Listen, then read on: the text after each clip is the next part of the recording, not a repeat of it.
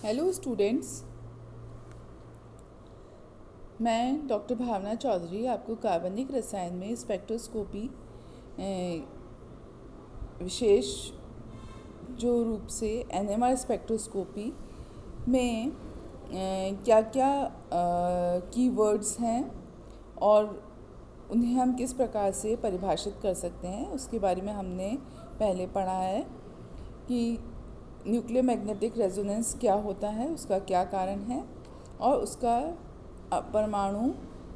के स्पिन से क्या संबंध है, कौन से मॉलिक्यूल्स एनएमआर एक्टिव होते हैं और कौन से एनएमआर इनएक्टिव होते हैं। इन सब के बारे में हम इससे पूर्व वाले वीडियो में हम पढ़ चुके हैं।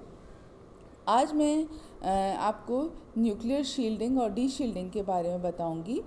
कि जो नाभिकीय परिरक्षण और विपरिरक्षण क्या होता है, इसके बारे में हम अध्ययन करेंगे। तो जैसा कि आप सभी को पता है कि जो प्रोटॉन है वो जिस चुंबकीय क्षेत्र प्रोटॉन अणु का जो बाह्य चुंबकीय क्षेत्र होता है और अणु में जो इलेक्ट्रॉन उपस्थित होते हैं उनके द्वारा भी चक्रण के कारण से एक चुंबकीय क्षेत्र उत्पन्न होता है और इस चुंबकीय क्षेत्र को कहा जाता है प्रेरित चुंबकीय क्षेत्र। इस प्रेरित चुंबकीय क्षेत्र में प्रोटॉन उपस्थित होता है, उस प्रोटॉन पर इसका प्रेरित चुंबकीय क्षेत्र का प्रभाव पड़ता है जिसके कारण से हमें सिग्नल्स प्राप्त होते हैं। इलेक्ट्रॉन के चक्रण के फलस्वरूप जो इंड्यूस्ड मैग्नेटिक फील्ड है और जो अप्लाइड मैग्नेटिक फील्ड है वो दो परिस्थितियां हैं। एक परिस्थिति है जिसमें कि विपरीत दिशा में कार्य करता है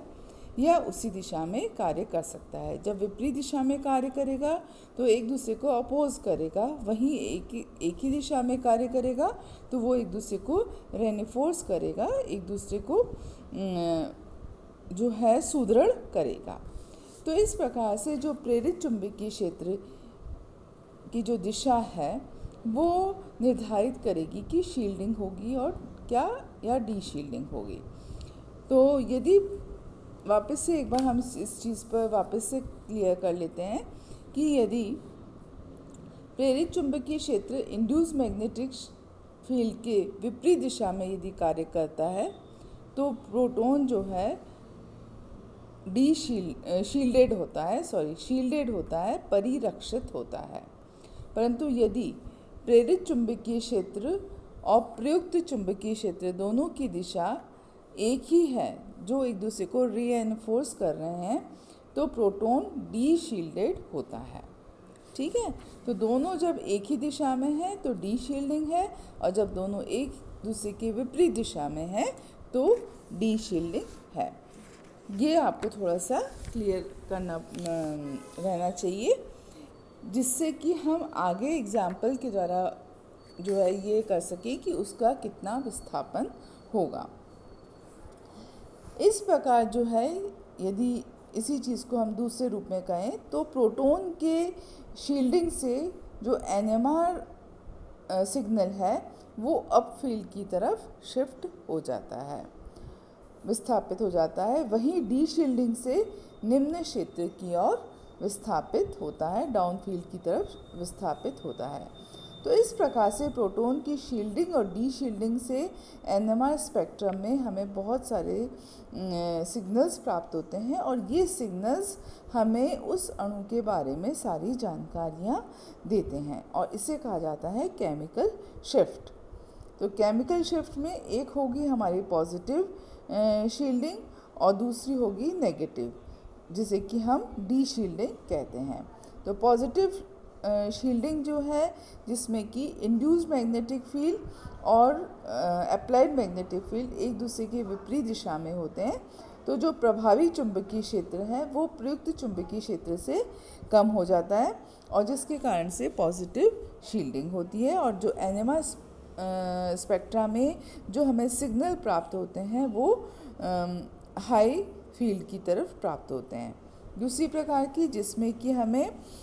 डाउन फील्ड में सिग्नल प्राप्त हो रहे हैं, अर्थात प्रेरित चुंबकीय क्षेत्र और अप्लाइड मैग्नेटिक फील्ड एक ही दिशा में कार्य कर रहे हैं, एक दूसरे को जो है सुदृढ़ कर रहे हैं। तो ऐसी स्थिति में जो चुंबकीय हमें डी शील्डिंग होगी, और डी शील्डिंग से जो एनएमआर स्पेक्ट्रम में जो सिग्नल्स हैं वो हमें डाउनफील्ड की तरफ प्राप्त होंगे। तो इसी चीज़ को हम एक एग्जाम्पल से लेकर देखते हैं कि जैसे सिग्मा इलेक्ट्रॉन के चक्कर लगाने से जो है प्रोटॉन का कितना परिरक्षण हुआ है, ये इस पर निर्भर करेगा कि उसके चारों तरफ इलेक्ट्रॉन घनत्व कितना है। अब यदि एक CH प्रोटॉन के साथ कोई ऐसा समूह जुड़ा हुआ है जिसका कि +I इंडक्टिव इफेक्ट है, तो उसका परिरक्षण प्रभाव जो है बढ़ जाएगा और CH प्रोटॉन का सिग्नल उच्च क्षेत्र की ओर खिसक जाएगा, हाई फील्ड की तरफ खिसक जाएगा। इसके विपरीत दूसरी स्थिति हो सकती है कि जब उसमें ऐसा ग्रुप जुड़ा हुआ है जिसमें कि -I इंडक्टिव इफेक्ट है, हैलोजन्स एटसेट्रा, तो उस स्थिति में CH प्रोटॉन के चारों ओर चक्कर लगाने वाले सिग्मा इलेक्ट्रॉन का इलेक्ट्रॉन घनत्व कम हो जाएगा, क्योंकि वो हाईली इलेक्ट्रोनेगेटिव एलिमेंट की तरफ शिफ्ट हो जाएगा, जिससे कि सिग्मा इलेक्ट्रॉन का डी शील्डिंग होगी। और ऐसी स्थिति में प्रोटॉन का अवशोषण अपेक्षा से कम चुंबकीय क्षेत्र में होगा और प्रोटॉन का सिग्नल जो है निम्न क्षेत्र की ओर खिसक जाएगा। तो इस प्रकार आप देख रहे हैं कि जो ग्रुप अटैच्ड है उसके ऊपर निर्भर करता है कि उस प्रोटॉन के चारों तरफ इलेक्ट्रॉनिक एनवायरनमेंट क्या होगा, और वही उसके सिग्नल की स्थिति को निर्धारित करता है। अब दूसरा हम लेते हैं एग्जाम्पल कि जिन मॉलिक्यूल्स के अंदर पाई इलेक्ट्रॉन्स होते हैं उनमें भी पाई इलेक्ट्रॉन के चक्कर लगाने से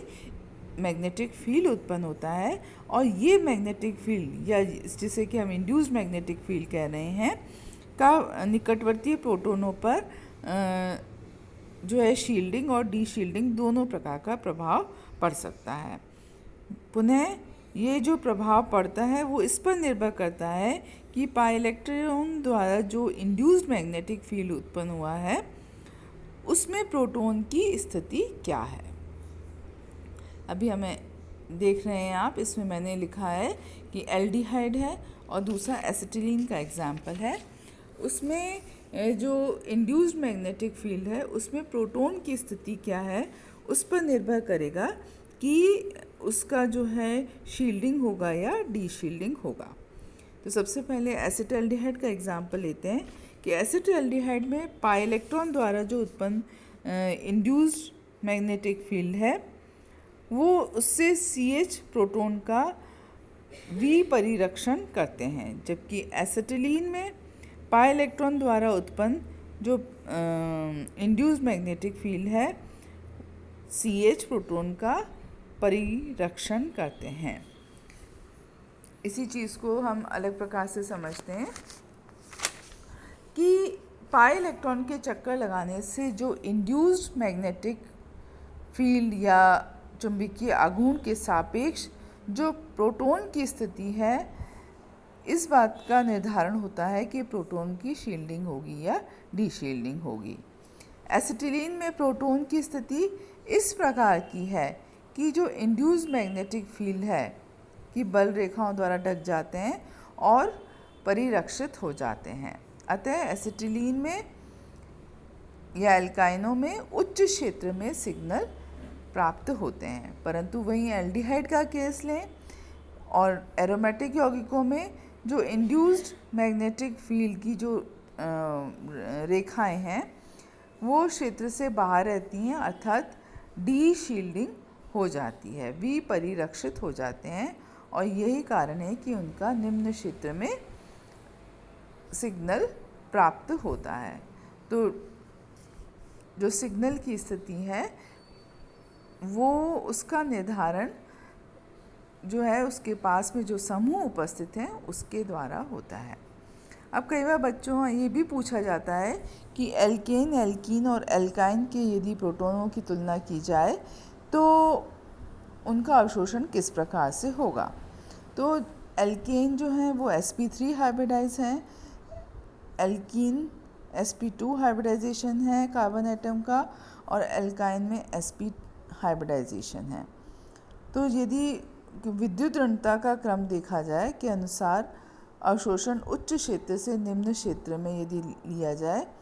तो sp का अवशोषण जो है वो निम्न चुंबकीय क्षेत्र में होता है